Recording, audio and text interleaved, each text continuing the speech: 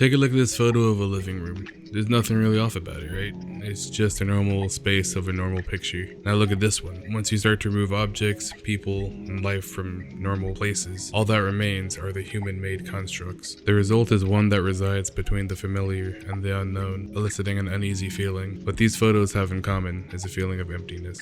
Loneliness even. In this video, we'll be exploring the concept of liminal spaces, their familiarity, and their use in media. A liminal space is a transitional area, a threshold between two distinct zones or states. These spaces are neither here nor there, but instead occupy a space in between. And despite being frequently ignored, liminal spaces play a critical role in the storytelling of cinematography and of films and games. These weird realms instill a sense of urgency to leave, but the possibility of being trapped lingers. In 2019, an anonymous user posted a thread on the site 4chan, requesting users to share images of empty places that evoke an unsettling feeling. One image posted on this thread portrayed the backrooms, a slightly tilted image of an empty yellow hallway. A commenter accompanied the image with a description of how individuals could become trapped in these backrooms. According to the post, people could be teleported or no-clipped into these backrooms, much like using some sort of source cheat or glitch in a video game. One day someone's walking around, going to work, alive, and then nothing. People just disappear.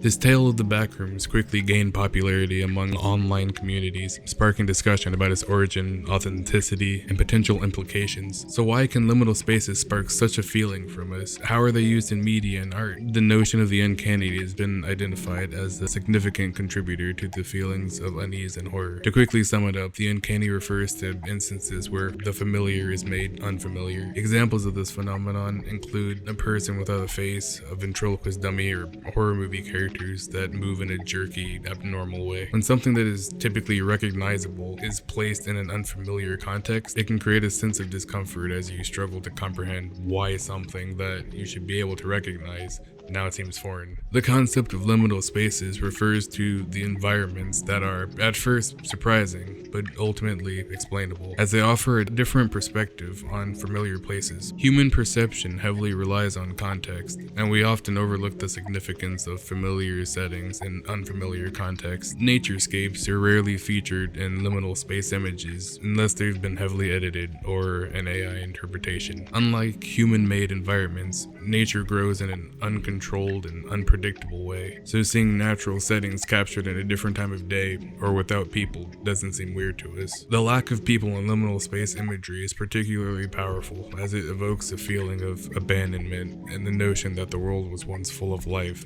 but is now empty. This feeling is called Kenopsia, which is found in the Dictionary of Obscure Sorrows. In addition to the absence of people, the lighting in liminal space imagery is often a significant factor in creating an unsettling atmosphere. Many of these places are unnaturally illuminated, whether by street lights or fluorescent lighting, which further adds to the surreal experience. There has been speculation regarding the validity of reincarnation, but many people have claimed to see images similar to these found in liminal spaces in their own dreams. However, it is more likely that people have seen similar places before, although not necessarily the exact locations depicted in these photos. Many of these images feature old buildings, old homes, decaying 80s and 90s decor, play areas for toddlers, and other places that people may have experienced as children, whether on a road trip or in their own hometown. These photos depict places that contain enough of the general atmosphere or familiar transitional spaces that we encounter in our lives, even though we don't necessarily make clear mental models of them.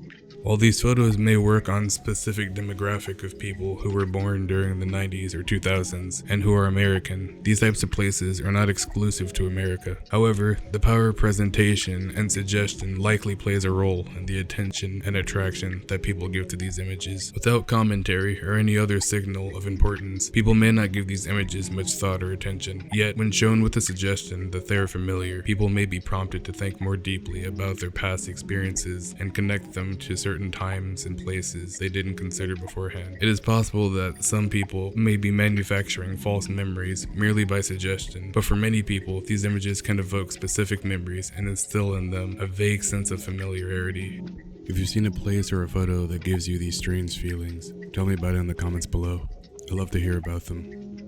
While you're down there, make sure you like and subscribe, and thank you for watching.